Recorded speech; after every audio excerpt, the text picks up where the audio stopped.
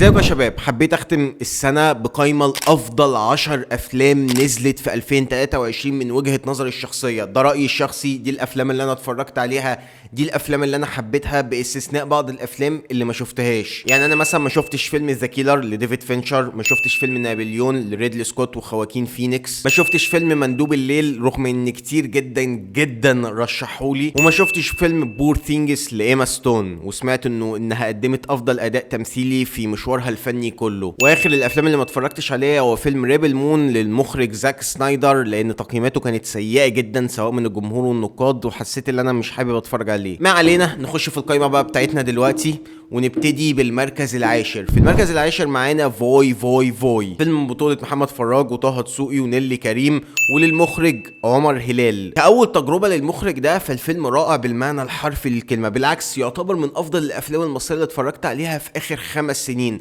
أداء ممتاز من محمد فراج، قصة محكمة، الحوارات واقعية مش مبتذلة، والفيلم نفسه مليان إسقاط على حاجات كتير. الفيلم بيتكلم عن شاب مصري نفسه يهرب بره البلد بأي طريقة ممكنة، فعمل نفسه أعمى عشان يشترك في فريق المكفوفين في مصر اللي هيعملوا بطولة بره مصر في إيطاليا. فيلم رائع جدا من وجهة نظري. في المركز التاسع معانا فيلم كيلرز اوف ذا فلاور مون للمخرج العبقري مارتن سكورسيزي وللممثل ليوناردو دي كابريو وروبرت دينيرو. فيلم بيتكلم عن المذبحة اللي حصلت للهنود الحمر في فترة كان البيض كانوا عايزين يستولوا على ثرواتهم او البترول بتاعهم. الفيلم صعب، الفيلم حلو جدا جدا جدا، بيقطع قلبك، بيقدم لك شريحة من الواقع بتعرفك قد ايه الامريكان عنصريين مليئين بالقسوة والعنف والفساد والتدمير. فيلم بيعرفك قد ايه ان الرجل الغير ابيض بيتعامل معاملة قليلة حتى في البلد اللي هو كان بيستوطنها من قبل ما الامريكان يجوا. مشكلتي الوحيده مع الفيلم وعشان كده ترتيبه قليل بالنسبه لي ان الفيلم كان اطول من اللازم. مارتن سكورسيزي للاسف حمل الفيلم ده في 3 ساعات ونص، ولو كنا شلنا منهم ساعه ما كناش هنحس بفرق. القصه ينفع تتحكي في ساعتين او ساعتين ونص وهتبقى حلوه جدا، نفس ال3 ساعات ونص. استرسل في الكلام قوي في النص التاني من الفيلم، طول مشاهد زياده عن اللزوم، وانا عن نفسي وده رايي الشخصي حسيته غير موفق في الحته دي. المركز الثامن معانا ذا وندرفول ستوري اوف هنري شوجل، اخر افلام المخرج ويس اندرسون. الفيلم ده يا اخوانا يعني عايز اقول لك انه يعتبر طفره في السينما. المخرج ده مش عبقري، الستايل الاخراج بتاعه يعتبر جنرال لوحده. انا عارف ان في مخرجين كتير هيقلدوه. فيلم بيحكي عن قصه جوه قصه جوه قصه جوه قصه، وباسلوب اخراجي ما شفتوش قبل كده. اتحداك لو كنت شفت شبهه. طريقه البرودكشن ديزاين والمباني اللي بتتكون قدام عينيك اكنهم في مسرح مش في فيلم كان رائع. تدرج الالوان والشخصيات وطريقه الكلام السريعه والحوارات اللي انت ساعات ما بتفهمهاش من كتر سرعتها، بس في نفس الوقت ملائمه جدا لاخراج ويس اندرسون. الفيلم ده كان تحفه فنيه، ولما شفته انبهرت بيه واضطريت ان انا اتفرج عليه مره تانية عشان اقدر افهمه. في المركز السابع معانا فيلم اناتومي اوف ا فول. بصوا الفيلم ده من افلام الجريمه والالغاز اللي انا بحسه فيلم اثاره، بس في نفس الوقت بيسيبك قاعد كده طول الوقت متوتر، فهمني؟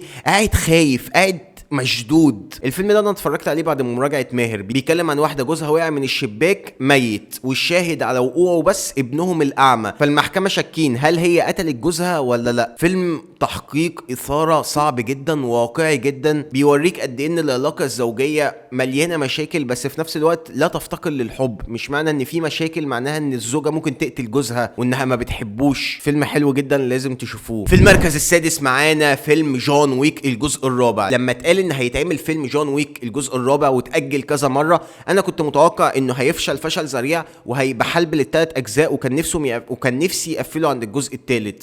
نزل الجزء الرابع وعلى عن ال3 اجزاء كلهم، وكان من اعظم افلام الاكشن اللي اتفرجت عليها في حياتي لو ما كانش افضلهم. تنفيذ مشاهد الاكشن في الفيلم ده يخليك تسقف للمخرج اللي عملها. الراجل كان بيبدع، كان بيحاول يعمل اي حاجة جديدة عشان يغير الجانرا دي او يغير الفئة دي. الراجل من كتر ما ابدع عمل فئة خاصة بيه اصلا، فئة الجون ويك، واللي ليها افلام كتير اللي هي نوبادي، فيلم بوليت ترين بتاع براد بيت، فيلم اتوميك بلوند. نقل الاكشن في حتة تانية خالص، والنهاية كانت من اعظم النهايات في السلسلة، والشرير كان حلو، كان خصم كفء لجون ويك. فيلم رائع بالمعنى الحرفي للكلمة، اتفرجوا عليه. لو ما شفتوش. في المركز الخامس عندنا فيلمين، مش فيلم واحد بس. ليه؟ عشان الفيلمين شبه بعض قوي وحبيت احطهم جنب بعض. فيلم اير اللي بيتكلم عن قصه حياه جيمس جوردن، الراجل لعيب السله اللي مضى مع شركه نايكي عشان يعملوا له احذيه وكسبته مليارات. ازاي امه كانت بالذكاء اللي تخليه يوصل للصفقه دي. تاني فيلم معانا هو فيلم تيترس. الفيلم اللي بيحكي قصه لعبه تيترس، اللعبه القديمه اللي كنا بنلعبها على الاتاري،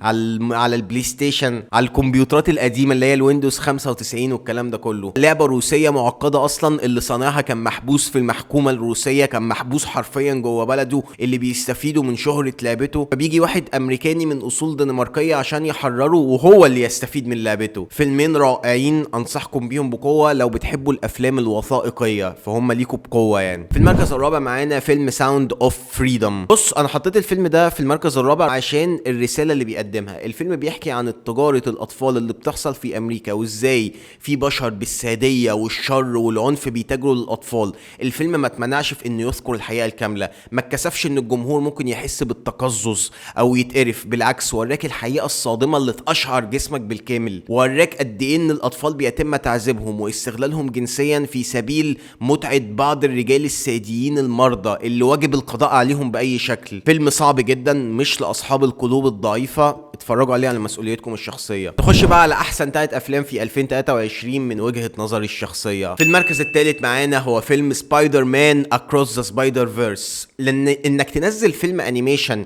يعلي على الفيلم الانيميشن اللي كان طفره اصلا في السينما، ده كان صعب. فيلم سبايدر مان اكروس ذا سبايدر فيرس عايز اقول لك انه قدم لي متعه بصريه ما شفتهاش قبل كده. وسع حدود عالم سبايدر مان لدرجه ان مستحيل فيلم زي ده يتنفذ لايف اكشن، يتنفذ على ارض الواقع، لازم يكون انيميشن. الفيلم كان مجنون بالمعنى الحرفي للكلمه، والكل كان متوقع انه هيكسر الدنيا، بس ما كانش متوقع انه هيكون بالحلاوه دي. ما كانش متوقع انهم هياخدوا شرير تافه من الكوميكس ويخلوه بالقوه دي، وند لاقوى الابطال في عالم مارفل اللي هو سبايدر مان والنسخ بتاعته في الاكوان الموازيه. ما توقعوش البلوت تويست في الفيلم، وليه سبايدر مان مطارد من غير ما احرق عليك طبعا. ما توقعوش انهم هيجيبوا نسخه من سبايدر مان رائعه برضو مش معروفه قوي في الكوميكس، اللي هو سبايدر مان من المستقبل 2099، ويكون شرير لا يستهان بيه ابدا. ستايل الانيميشن رائع، الرسم، التحريك، كل دي حاجات اخترعوها اصلا لفيلم سبايدر مان واتقلدت في افلام انيميشن كتير، اخرهم فيلم بوس ان بوتس وفيلم ميتشلز فيرسز ذا ماشين وفيلم نينجا تيرتلز. فالفيلم ده نقل الانيميشن في حته تانية خالص، ودمج ما بين ال2 دي وال3 دي بشكل رائع. نخش على المركز التاني يا معلم. وفي المركز التاني فيلم ما كنتش متوقع ان انا هتفرج عليه او هحطه في المراكز العاليه دي، هو فيلم ذا هولد اوفرز. بص انا هقول لك حاجه واحده بس، خش اتفرج في الفيلم ده على اداء بول جيماتي ودومينيك سيسا وديفاين جوي راندولف. عايزك تخش تتفرج على الاداءات التمثيليه بتاعتهم. الفيلم ده اقل وصف اقدر اوصفه له انه تحفه فنيه وجوهره للأسف مصيرها انها تفضل في الطين. فيلم مهرجاناتي، فن من الدرجة الاولى، صعب جدا يكون ليه جمهور في السينما او يتدخله ايرادات كتير. الفيلم كئيب دارك شوية، في كوميديا بس كوميديا الدارك. فيلم بيفرز المشاعر الانسانية، خاصة مشاعر التمرد، مشاعر العصيان، مشاعر اللي انت عايش في عالم حاسه مش بيقدرك، مكان انت محبوس او مخنوق فيه بس انت مش عارف اللي انت مخنوق فيه، مكان عزلت فيه نفسك عن الناس لدرجة انك بقيت قاسي معاهم بدون قصدك، ولما قربت منهم اكتشفت قد ايه ان هم شبهك قريبين منك قوي، قد ايه قدروا يحطموا الصدفة او الحجارة اللي انت حاططها حوالين قلبك ويطلعوا بقى مشاعرك وانسانيتك. فيلم رائع بالمعنى الحرفي للكلمة. بس كده في المركز الاول معانا يا معلم ونوصل للنهاية هو فيلم اوبنهايمر. ده متوقع يعني، فيلم كريستوفر نولان، كيليان ميرفي، روبرت دينيرو، كوكبه من النجوم العمالقه. فيلم بيحكي قصه مخترع القنبله الذريه. اللي بيخليه في المركز الاول بالنسبه لي هي طريقه سرد نولان حكى الفيلم في 3 خطوط زمنيه مختلفه. تخيل تحكي قصه حقيقيه حدثت على ارض الواقع وتعمل لها بلوت تويست برضه وتخليها في 3 خطوط مختلفه وتخليها ذكيه بالشكل الكافي اللي تخلي المشاهد يتسحل معاك على طول الفيلم ويقدر يبلع ال3 ساعات، لانك صعب صعب تعمل فيلم سيره ذاتيه 3 ساعات في السينما والناس تكمله للاخر، الناس بقت تزهق بسرعه جدا.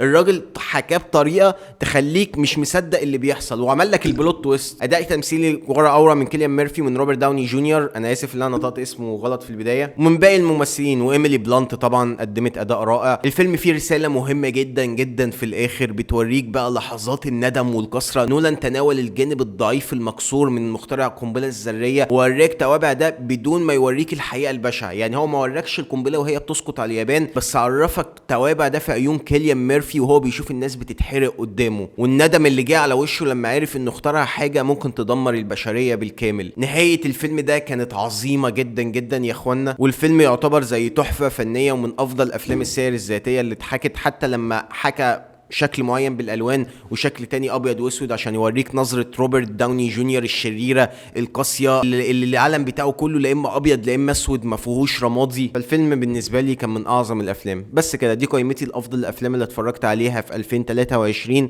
زي ما قلت لك في افلام ما شفتهاش، في فيلم برضو شفته بس مش عايز احطه في القائمه، ما عجبنيش خالص، فيلم ماي ديسمبر. انت قول رايك في الكومنتات يا معلم، ايه افضل الافلام اللي انت شفتها في 2023؟ ومش لازم تقول 10، قول افضل 3 مثلا. اهم حاجه ما تنساش تعمل لايك، اعمل سبسكرايب، اعمل لي فولو سريع على الانستا، وبيس.